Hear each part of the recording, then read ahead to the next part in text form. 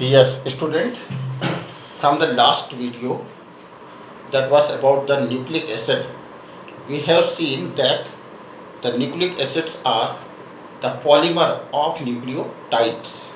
Okay, nucleotide consists two different type of nitrogenous bases, purines and pyrimidines.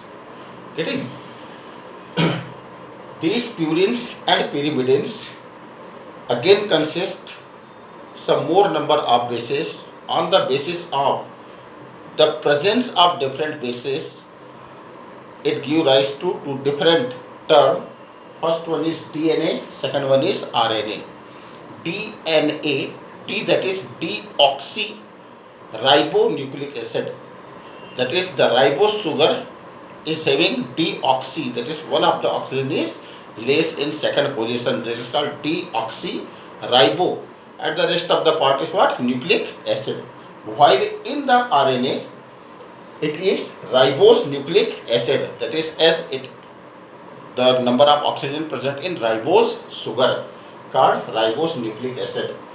Second difference is DNA consists two type of pyrimidines, cytosine and thymine.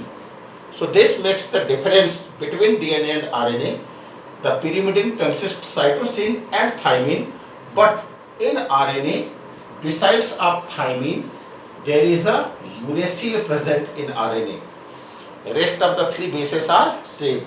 The difference in the base is what? Thymine and uracil.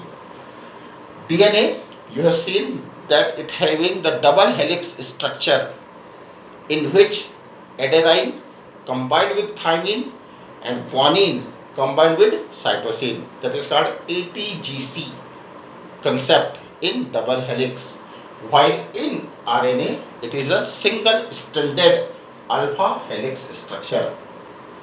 Student, this is due to the double helix alpha, double strand alpha helix structure.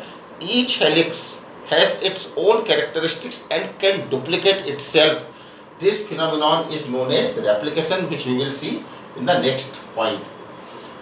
DNA mainly occurs in nucleus of cell, that is it forms the basis of chromosomes, which is called what? Genes, which are responsible for the transmission of hereditary character from one generation to next generation.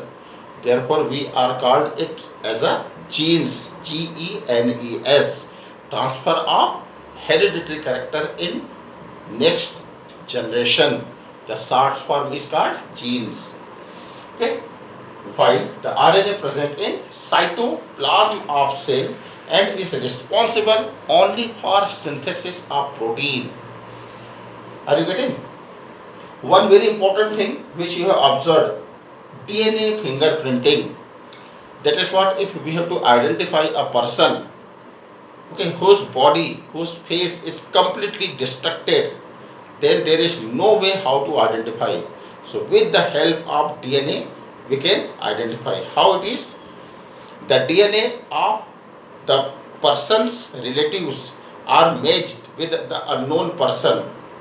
If their bases sequences are same, then they we can relate them. And if the bases sequences are different, okay, then they belongs to two different persons. Are you getting? Are relatives.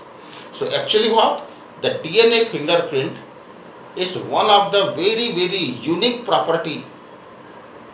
Okay, and the chances of precision is 99.99999, that is out of 1 billion person, hardly 2 persons DNA can be matched, hardly out of 1 billion person. Therefore generally it is called a particular property or unique characteristics. And one very important thing is that it cannot be altered by any of the known method or treatment. That is, the DNA always remains what? Unique for a person or for a particular generation. Even in the 7th generation, 8th generation, 9th generation, 10th or say 100th generation, the DNA, the basic sequence do not change. So in short, you can discuss about the DNA and RNA.